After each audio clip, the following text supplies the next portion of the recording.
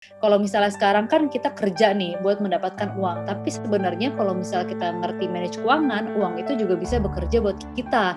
Basically kita manage keuangan itu biar nggak stres. Karena source of stress itu paling pertama tuh adalah uang. Kesalahan aku yang paling aku rasa adalah dulu itu aku skip namanya proteksi. Jadi dulu pertama kali aku mengatur keuangan, aku tuh pikir aku harus langsung investasi aja. Jadi semua uang aku waktu itu aku masukin di investasi yang berisiko kayak saham gitu. Akhirnya karena pengetahuannya belum cukup, akhirnya uang aku malah hilang banyak gitu kan.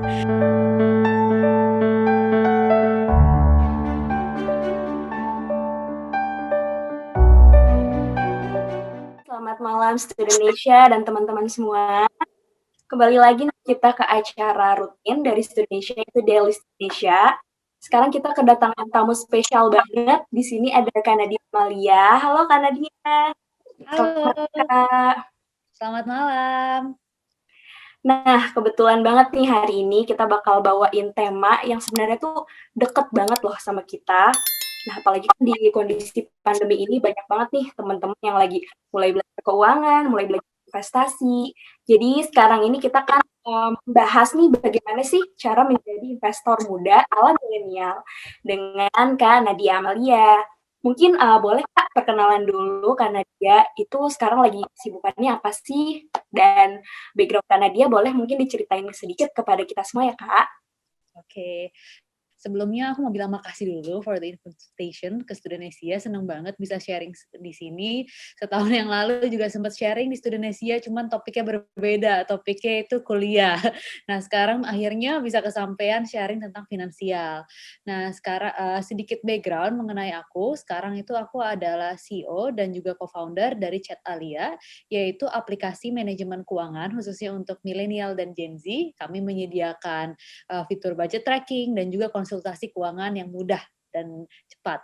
Nah, selain itu mungkin dari segi background aku sendiri sebelumnya adalah seorang investment analyst dan juga financial educator juga melalui NGO aku dulu namanya sampai sekarang juga namanya Cerdik Mapan. Kita mengajari literasi keuangan dan sebelumnya aku sempat mengenyam pendidikan di MIT mengambil financial mathematics dan juga sempat mengenyam pendidikan juga di UI di bidang ekonomi. Nih keren banget nih karena dia tuh emang udah mantap banget ya Master Finance ya Kak di MIT kemarin. Benar. Nah mungkin Kak buat sharing juga nih ke teman-teman, boleh diceritain dikit nggak sih Kak tentang apa sih Chat Alia itu? Terus gimana sih fungsinya teman-teman bisa pakai Chat Alia? Oke, nah sebenarnya aku mau cerita sedikit sih ini tentang Chat Alia sendiri dan kenapa Chat Alia itu adalah kenapa aku membuat Chat Alia. Jadi dari background sebenarnya aku itu sangat peduli dengan masalah literasi keuangan di Indonesia, apalagi khususnya untuk anak muda. Karena aku ngelihat banyak banget anak muda ini yang budayanya masih konsumtif. Orang Indonesia itu secara mayoritas tuh sukanya dua biasanya, antara ngutang atau enggak masukin investasi tapi kayak investasinya yang bisa returnnya kayak 100%, 200%. Jadi budaya saving itu tuh belum menjadi budaya gitu. Budaya kayak berhemat dan lainnya itu belum menjadi budaya. Nah, di sini aku ngelihat bahwa sebenarnya kadang-kadang itu banyak permasalahan yang timbul dari budaya konsumtif tersebut. Kayak pas lagi kuliah aku ngerasa banyak teman-teman yang akhirnya sekarang ini kena namanya budaya berhutang. Akhirnya jadi ngutang ke teman, ke sana sini dan lain-lainnya. Nah, terus pas lagi ditanya pas kenapa nggak mulai mengatur keuangannya, katanya mengatur keuangan tuh susah.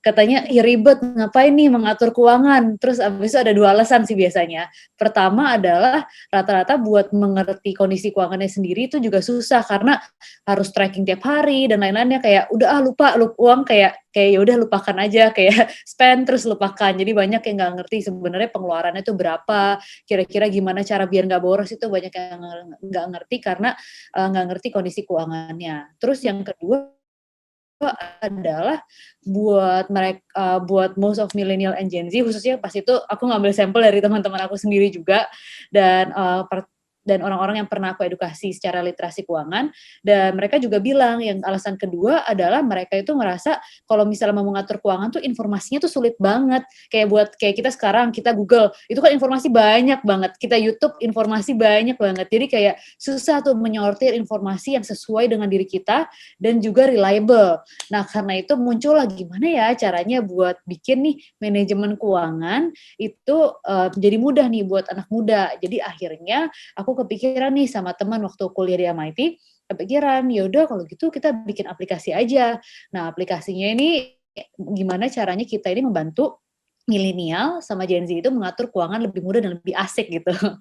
Nah, jadi di Chat Alia sendiri kita itu sebenarnya kita mau jadi kayak digital financial advisor gitu. Jadi buat milenial-milenial ini pertama biar mudah mengerti kondisi keuangannya, kita membantu mereka nih buat nge-track keuangannya, membuat budget, terus abis itu menge-track saving, dan yang kedua adalah karena banyak orang yang masih bingung nih kira-kira action-nya apa nih membuat mengatur keuangan, kita juga menyediakan sekarang masih gratis konsultasi dengan Alia Planner. Jadi kalau misalnya bingung nih kira-kira budgeting yang bagus gimana, bingung nih gimana caranya mengatur pengeluaran biar nggak boros, nah itu bisa langsung chat aja nih ke Alia Planner di aplikasi kita. Jadi secara garis besar sih seperti itu. Nah, mungkin tadi karena dia udah menyinggung juga tentang manajemen keuangan. Nah, sebenarnya Kak, manajemen keuangan, perencanaan keuangan itu beda atau sama sih Kak? Mungkin banyak teman-teman yang nanya nih tentang ini. Nah, sebenarnya sih kalau misalnya financial planning sendiri itu kan bagaimana kita merencanakan keuangan kita kan. Jadi misalnya Nadia ini mimpinya itu punya rumah, mimpinya mau pensiun dan lain-lain. Nah, itu kan sebenarnya pasti kita sebagai manusia itu banyak banget ya maunya ya. Nah, kalau misalnya kita perencanaan keuangan itu bagaimana sih kita merencanakan tujuan-tujuan kita itu dengan dengan kondisi keuangan kita dan dengan produk-produk yang tersedia. Jadi misalnya kita punya tujuan, bagaimana sih kita mencapainya dengan produk yang ada, dengan kondisi keuangan kita, ya kayak gitu. Nah, jadi biasanya kalau perencanaan keuangan tuh tersebut kayak gitu. Nah, cuman kalau misalnya manajemen keuangan itu lebih ke action-nya nih. Jadi kita udah ngerencanain, ini yang sering orang lupa. Jadi kayak ini juga mirip sama orang yang mau diet kalau aku bisa bilang kayak kita kan ngerencanain nih meal plan atau ngerencanain nih kira-kira harus kalorinya berapa kayak gitu, olahraga berapa banyak, tapi gimana sih caranya kita manage buat kita itu makan teratur dan lain-lainnya. Nah, actionnya itu kalau di keuangan namanya manajemen keuangannya, gimana setelah kita merencanakan, gimana kita nge-manage uang kita biar kita itu perencanaannya itu dapat realisasi kayak gitu. Setuju Kak, setuju banget nih. Nah, mungkin juga orang-orang kan banyak nih yang belum mulai untuk coba mengatur keuangannya. Nah, kenapa sih Kak sebenarnya kita itu penting untuk mengatur keuangan tersebut? Nah, jadi ini yang salah satu yang benar-benar isu yang aku sangat concern banget dan sangat amat peduli. Jadi karena pertama sih rata-rata kalau dari awareness mengelola keuangan itu biasanya karena salah satunya tuh karena mungkin kenapa masih banyak kalau di Indonesia itu terhitungnya masih rendah karena sekarang di Indonesia cuma hanya 32% orang di Indonesia yang mengerti keuangan atau kita bisa bilang dengan namanya financially literate. Nah, kenapa seperti itu? Jadi kayak mungkin aku bisa lihat di sini banyak sekali karena budaya masih konsumtif juga kali ya, salah satunya di Indonesia. Dan yang kedua adalah mungkin kesadaran untuk mencapai tujuannya. Biasanya itu aku mungkin di sini udah pada dengar ada salah satu buku yang sangat amat bagus menurut aku, namanya Starts with Why. Jadi semua itu harus dimulai dengan kenapa gitu kan. Jadi kenapa kita harus manage uang? Nah, jawabannya kita pasti balik lagi ke diri kita sendiri. Kalau misalnya kita memiliki tujuan, kita punya banyak tanggungan, kita ngerasa kita harus beli rumah, nah urge buat manage keuangan itu menjadi sangat amat tinggi. Berbeda kalau misalnya kayak misalnya nih kalau pas kuliah nih, kalau misalnya dulu kayak misalnya aku pas kuliah, itu kan mungkin urge buat manage keuangannya tuh belum begitu tinggi karena semuanya masih disuplai orang tua, nggak ada kebutuhan yang mendesak dan lain-lainnya. Nah, jadi di situ kebalik lagi ke diri kita, apakah ada tujuan yang kita ingin capai banget, sehingga kita penting banget buat manage keuangan. Nah, terus yang kedua adalah kenapa penting banget, tadi aku bilang bahwa di Indonesia itu budaya masih konsumtif. Kalau misalnya kita nggak ngerti manage keuangan, kita tuh bisa masuk ke dalam lingkaran utang gitu. Jadi kayak kalau misalnya kita bisa lihat nih kayak sekarang ini kalau di berita di sosial media juga sering banget kita dengar berita bahwa kayak orang itu ngutang buat investasi. Nah, itu salah satu contoh permasalahan keuangan karena manajemen keuangan yang tidak wise biasa dibilangnya gitu. Jadi jangan sampai kita kayak langsung ke lingkaran hutang karena misalnya kita itu nggak ngerti tentang manajemen keuangan. Terus yang terakhir adalah kalau kita ngerti manajemen keuangan, kita tuh sebenarnya kita bisa bilang namanya kita bisa membuat money itu work for us. Jadi kalau misalnya sekarang kan kita kerja nih buat mendapatkan uang, tapi sebenarnya kalau misalnya kita ngerti manage keuangan, uang itu juga bisa bekerja buat kita. Jadi kita nggak apa-apain nih duduk-duduk, tiba-tiba bisa dapat income tambahan dari investasi kayak gitu. Jadi itu sebenarnya 3 alasan sih kenapa manage keuangan itu sangat penting. Tapi aku mau nutup sekalian nih dari 3 alasan itu, sebenarnya satu alasan yang benar-benar penting banget dan aku selalu bilang biasanya adalah sebenarnya basically kita manage keuangan itu biar nggak stres. Karena source of stress itu paling pertama itu adalah uang. Jadi kalau misalnya kita ngerasa kurang uang, kita ngerasa nggak punya cukup uang untuk misalnya tujuan-tujuan kita tuh biasanya jadi stres gitu. Jadi kayak, aduh ini nggak mau ngapa-ngapain jadi nggak nafsu. Jadi kalau misalnya kita manage uang, setidaknya kita itu bisa spend itu lebih wisely dan juga lebih nyaman kayak gitu sih sebenarnya. Ya sepakat banget Kak, soalnya kan memang mungkin ada kebutuhan, ada juga keinginan ya, yang mana tuh sebenarnya butuh uang juga gitu. Benar. Nah Kak tadi, penasaran juga nih kan Kak dia udah menyinggung tentang nabung, terus investasi. Nah sebenarnya apa aja sih Kak yang termasuk ke dalam manajemen keuangan?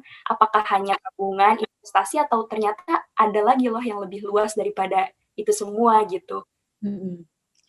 Jadi sih sebenarnya aku balik lagi ke konsep namanya perencanaan keuangan ya.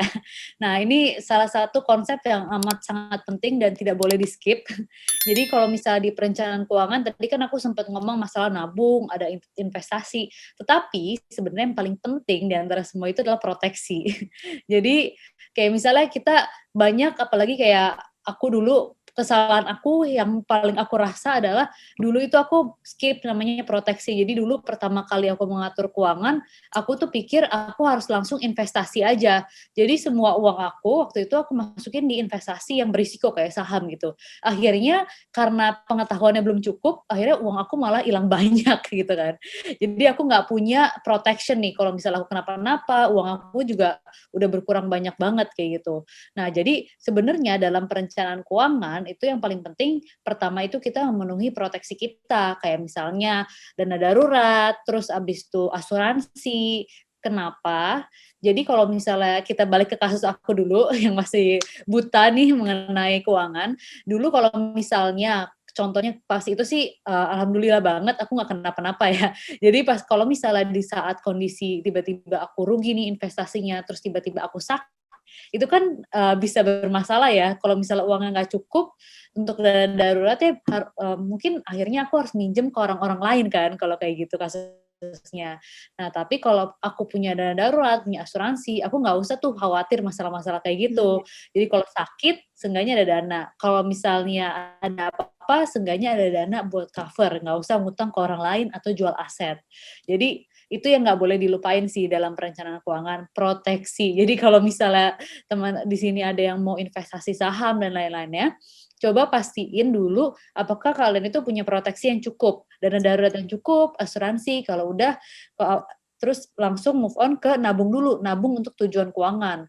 Jadi kalau misalnya tujuan keuangannya ada yang urgent, itu prioritasin ini dulu, baru terakhir itu baru investasi. Nah investasi ini sebenarnya bebas sih, bisa yang beresiko, bisa yang nggak beresiko juga. Jadi tergantung dengan profile risk masing-masing orang juga. Tapi yang nggak boleh dilupain adalah urutannya, yaitu pertama proteksi dulu, terus setelah proteksi, selanjutnya itu baru masuk ke nabung tujuan keuangan, terus terakhir itu baru investasi. Nah investasi itu biasanya buat kayak uang dingin sih, biasa kita bilang, kayak gitu. Ini menarik banget ya Kak, apalagi kalau kita perhatiin nih pas pandemi, ternyata teman-teman tuh banyak yang, "Aduh gimana nih caranya punya uang cepet dan langsung banyak," gitu. Padahal kan kita sendiri tahu kalau investasi itu, apalagi di saham ya Kak, mungkin resikonya lumayan tinggi karena volatilitasnya tinggi gitu. Nah Benar. mungkin Kak, kan karena dia juga menyinggung soal profil resiko, sebenarnya, profil resiko itu seperti apa sih Kak? Nah, gimana sih cara kita menentukan profil resiko kita dan, seberapa besar kita harus menabung atau menyiapkan dana darurat seperti itu, Kak? Oke. Jadi ada beberapa pertanyaan nih. Jadi aku jawab di profil risiko dulu ya. Jadi profil risiko itu, kita itu sebelum kita investasi atau kita merencanakan keuangan, namanya juga biasanya ini kan disebutnya personal finance ya. Jadi, manajemen keuangan pribadi itu sangat amat pribadi. Jadi kita harus mengenal diri kita sendiri dulu. Salah satunya adalah kayak tujuan kita itu apa, terus yang kedua adalah kita harus mengenal juga nih, risiko yang kita bisa tanggung itu seperti apa, kayak gitu. Jadi 2 hal itu sangat amat pribadi dan pasti kita sendiri yang tahu. Nah, mungkin membahas dari profil risiko dulu ya. Jadi profil risiko itu sebesar apa sih risiko yang kita bisa tanggung dalam berinvestasi. Makanya nih, kayak aku sering banget dapat pertanyaan nih, "Aku mau investasi Kak, kira-kira investasinya di mana?" Nah, itu aku nggak bisa jawab biasanya. Kenapa? Karena aku juga harus tahu nih, kayak misalnya, Nina nih, kayak, "Kamu nih sebenarnya orang kayak gimana? Bisa risikonya tuh kayak gimana?" Nah, aku perlu tahu nih kayak gimana buat tahu nih kira-kira investasi yang cocok buat kamu itu kayak apa, gitu. Jadi itu benar-benar harus, mendalami orangnya masing-masing. Nah, untuk tahu profil risiko, untuk profil risiko ini sebenarnya yang kita harus ketahui adalah kira-kira berapa sih, rugi yang bisa kita tanggung, atau seberapa besar risiko yang kita bisa tanggung. Jadi kalau aku biasanya gampangnya banget, biasanya aku mikir gini aja sih, kalau misalnya kita itu mau untung 10%, bisa nggak kita rugi 10% juga? Gitu. Jadi berapa persen sih sebenarnya rugi yang bisa kita tolerir. Jangan sampai ini banyak banget terjadi bahwa kayak banyak orang yang ngerasa, "Oh iya nih mau untung 50% tapi nggak mau rugi sama sekali." Itu kan nggak mungkin kan ya. Jadi ya kita harus lihat lagi kalau misalnya kita mau untung gede ya ruginya harus gede, harus rela rugi gede juga, kayak gitu. Mhm. Artinya balik lagi ke kerelaan kita itu seberapa besar ya, Kak, ya sebenarnya? Benar. Mmm. Nah, lalu Kak, kalau untuk teman-teman yang emang baru pertama kali nih terjun ke dunia investasi, sebenarnya apa aja sih Kak yang harus disiapin?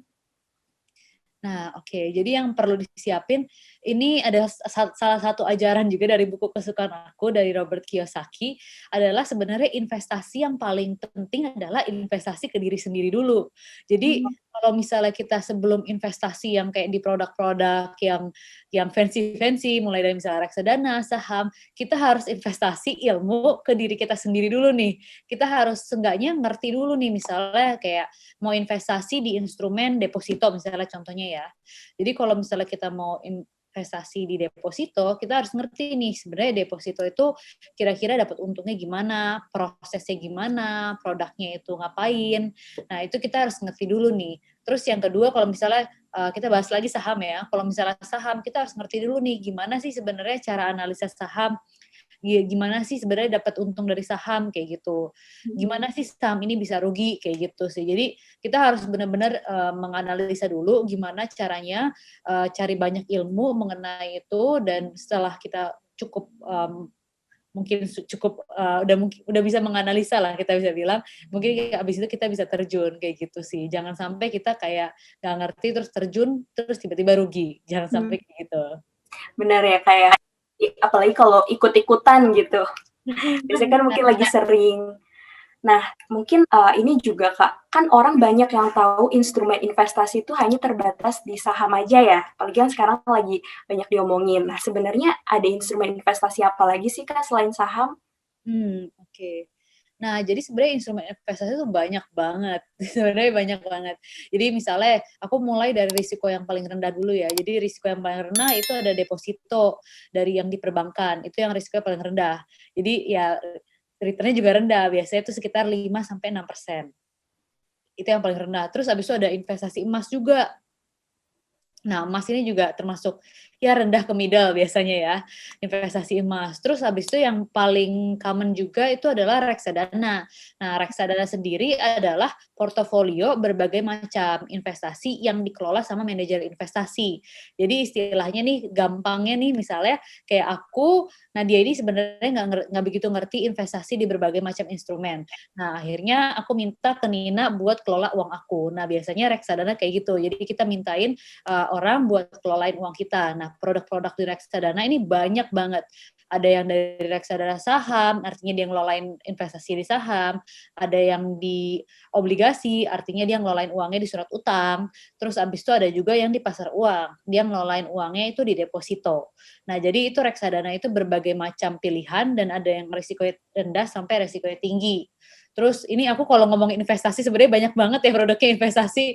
Ada juga yang kayak tadi aku sempat bilang obligasi surat utang, terus ada juga yang kita sering ngomongin yang namanya saham. Nah, tapi di zaman sekarang ini sebenarnya lebih banyak lagi instrumennya.